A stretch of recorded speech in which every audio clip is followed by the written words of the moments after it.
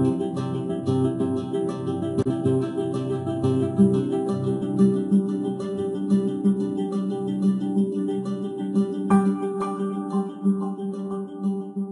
this is Steve Davis with Facilitator U. This is another in our series of videos on facilitation and group process skills. Today, we're going to talk about what can we do to increase participation in our groups. This is a question I'm often asked. I developed what I call the 3 I's of participation: invite, incite, and inspire. Here's a little model I want to share with you, and then I'll talk about things we can do specifically in each of these 3 areas. So in this model, I look at participation from 3 aspects: physical participation, emotional participation, and mental. And at the intersection of each of these pairs of perspectives, you see inviting, inspiring, and inciting participation. So let's explore each of these 3 I's in turn. First of all, inviting. How do we invite participation? We do it either directly or indirectly in a number of ways. For example, you can overtly invite participation by just coming out and asking for it, asking questions, asking the group at large, or asking specific individuals.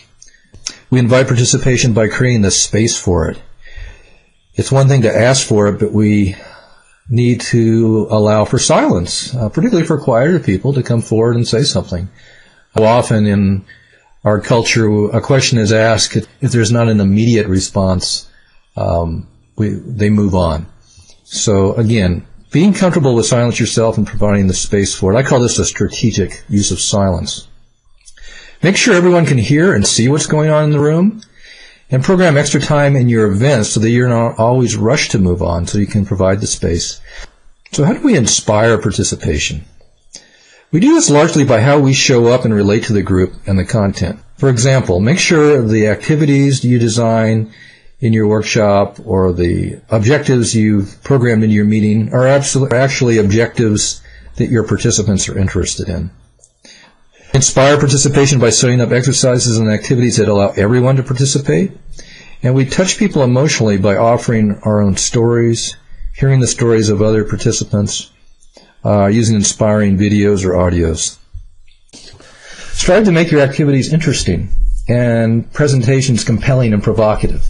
Be inspired yourself. If you're not inspired in delivering the content, it's not likely others will be either. Yet inspiration it's contagious. Do what you must to design and adjust the content and delivery so it's fun and exciting for you. We incite participation with our behavior. For example, do something to move your participants using your energy, your voice, your attitude. Actions that can be used to impact participation. Be provocative and stimulating. Suggest a contrary perspective. Ask a crazy question. Put on a costume.